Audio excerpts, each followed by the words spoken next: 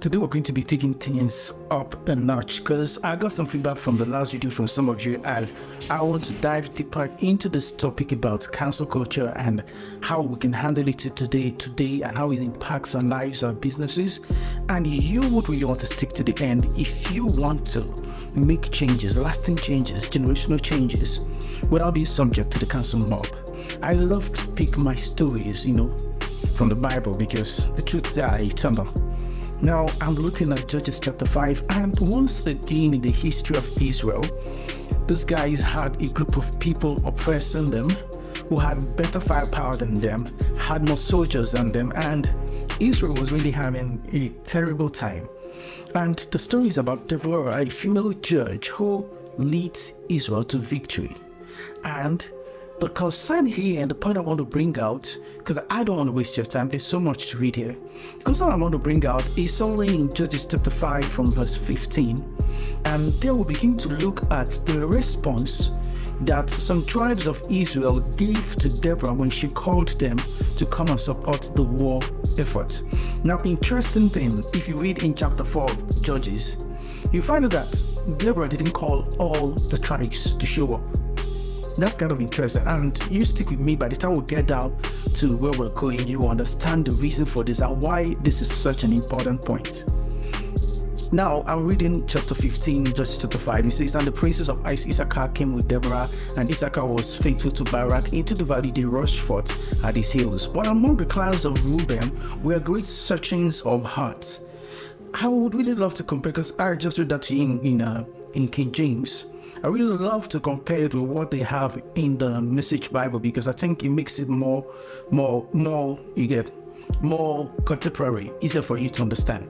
It says, "But in Reuben's divisions there was much second guessing," and this is where I want to stand with us today.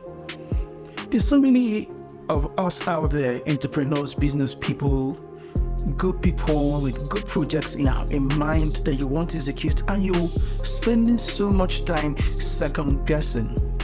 You refuse to step out into the field. You are paralyzed with analysis paralysis.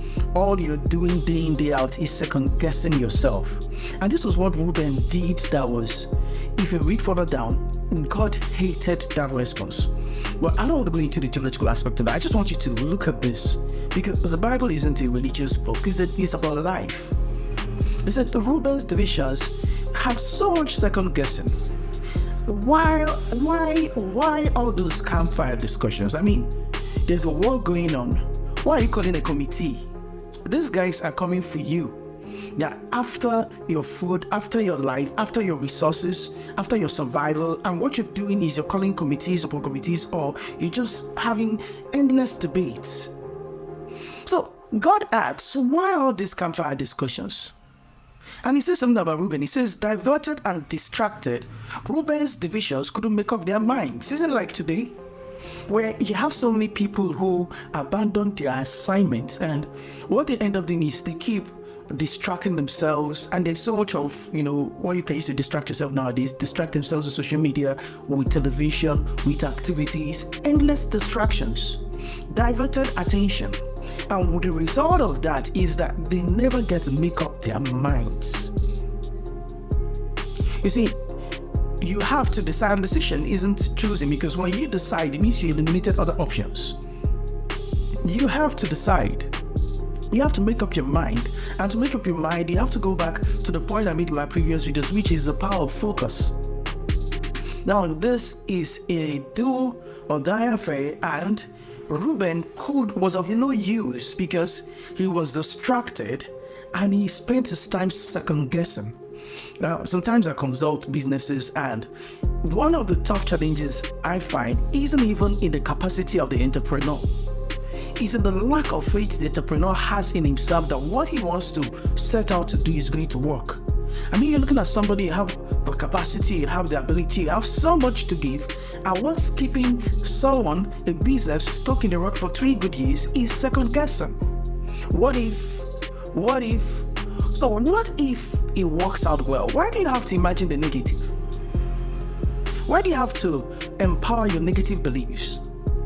But this was where Reuben was at this point, and it caused him to be irrelevant. The next person who will come up here is Gilead. And he says, Gilead played it safe across the Jordan. How many of you are playing it safe? You have a business that you know you're supposed to run the ads on social media, and you don't even bother to start to make the design, or you make the design and you're stuck on designing and redesigning and you never get to start. Look, you're not going to be excellent from get-go. You're not going to be at your best from get-go. You start, then you improve. That's how God does his thing. He's line upon line, precept upon precept. You're a mother at home. You've had this desire in your heart to start a business from home, and all you do is you watch YouTube videos of others doing it. You go to seminars on how to start, and you just never start. What's happening to you is that you've opened up your heart and your mind to doubt, and God doesn't work with the double-minded. You see, if your mind is not fixated that this is it, you will never start. And you're not going to find out whether God's behind you or not. God doesn't support couch potatoes. You've got to get out and make your move. That's how he works. Because in the first place, he's the one that put that desire inside your heart. The desire didn't just flow in. It didn't just flow in. Now, Gilead played this safe across the Jordan, and we still have another guy, and that was Dan. And Dan, why did he go off sailing? I mean, this was a time for what was Dan doing? Dan was on a vacation. How many of us are holidaying away our purpose? You want to live the soft life. When it is time to witty like men, act like men, take up the challenge and win the fight. See, you are in the fight for your family. This is not just about you. Maybe you are comfortable where you are right now, but there's a generation coming after you. And your impact needs to be felt by them. This is not the time to say, well, I've had it good, I've made all the money I need, I'm comfortable, what else is there to be done? That's not how to change the world. When God blessed Abraham, he said, I'm blessing so you can be a blessing. That's the goal. That's why we're in business. That's why we do the things we do. If the only purpose why you get up every day is to get a paycheck and blow the paycheck on yourself, you need to reevaluate your purposes, your motivation in life. Dan went holidaying when there was a call for war. Just think about it. Then it says about Asa. Asa kept his distance on the sea coast, safe and secure in his harbors. You see this how people that say, well, it doesn't affect me. After all, I'm safe where I am. After all, I'm not going to lose anything. That's a dangerous place to be. Complacency is going to wreck you faster than you imagine. The Bible says a little sleep, a little slumber, and poverty is going to come upon you like an armed bandit. You have to keep taking your steps, keep moving in the direction of your goals. Even if you feel that you have attained a reasonable level of comfort. Comfort is the enemy, really. It's the enemy. Now we say about Zebulun, and I believe that's where we ought to be functioning from now. He says, Zebulun risks his life and limb, defied death as did Naphtali on the battle heights. You need to get into the action. You need to stop waiting for the wind to blow in your direction, in the direction you want it to go. You need to be proactive. You're not going to be sitting down waiting for a harvest when you haven't sown the right seeds. You're going to make the right inputs that will give you the expected outcome. And your job isn't to worry about the outcome. I mean, have you ever imagined a farmer who goes to bed every day and is worrying? And the wife says, Daddy, why are you so worried? Why are you so upset? And the farmer says, well, I don't know if we're going to have any wheat crop this year. And the wife says, honey, did you plant some wheat? And the husband saying, no, I didn't plant any wheat. Then why are you worrying? If you didn't plant nothing in the first place, you can confidently expect nothing. That's number one. Every farmer knows that if you actually sow the right seed, harvest is sure. So it's time you start reevaluating the inputs you release. And I'm talking to people here who have just boxed up their goals, boxed up their ambitions, and sat on the box just so they don't upset someone somewhere who doesn't give a hoot about them. It's time to ignore the bullies we have out there, because this world is full of them. And the good thing is, you don't have to try to be anybody else. Nobody can compete with you. Nobody can contribute to what you have to contribute. Nobody really can. And I love this because I'm aware that some of you know in your hearts that you've been getting that nudge to move and to start taking action. Now is the time to start. Because if you read in chapter 4, which is before Judges chapter 5, Deborah never mentioned Reuben to Barak with whom she went to war. That's interesting. In chapter 5, we're having Reuben listed, Asher listed, Dan listed, and one other tribe like that. But in chapter 4, it was only 2 tribes that Deborah told Barak to go and summon 10,000 men from. Why?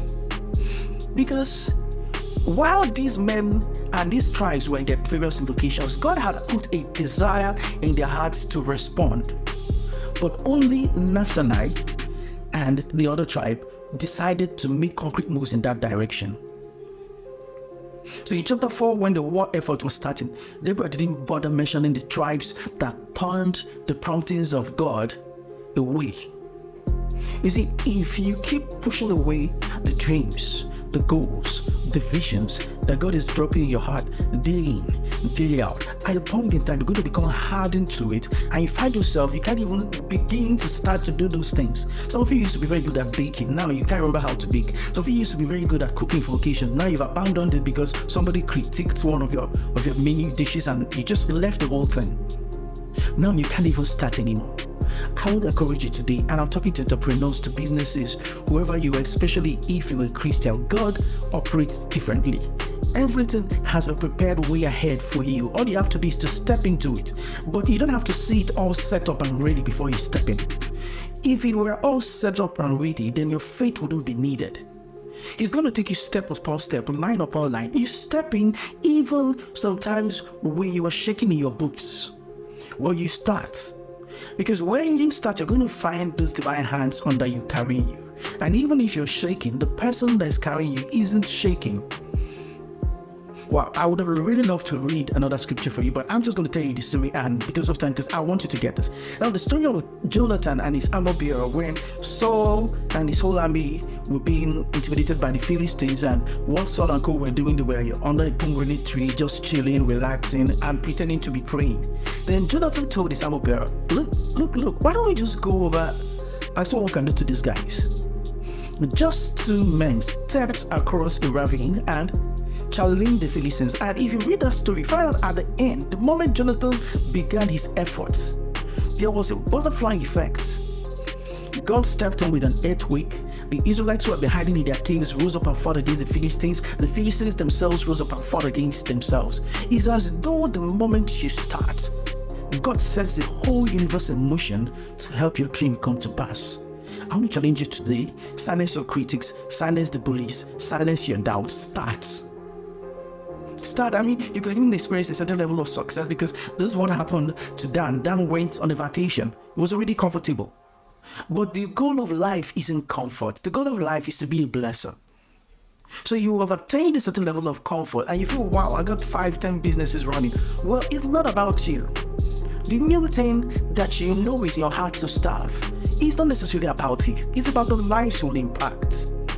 So today, I want you to silence the mob of bullies trying to shout down your dreams. And sometimes you have to silence your own head knowledge that is trying to keep you from becoming the best you can be.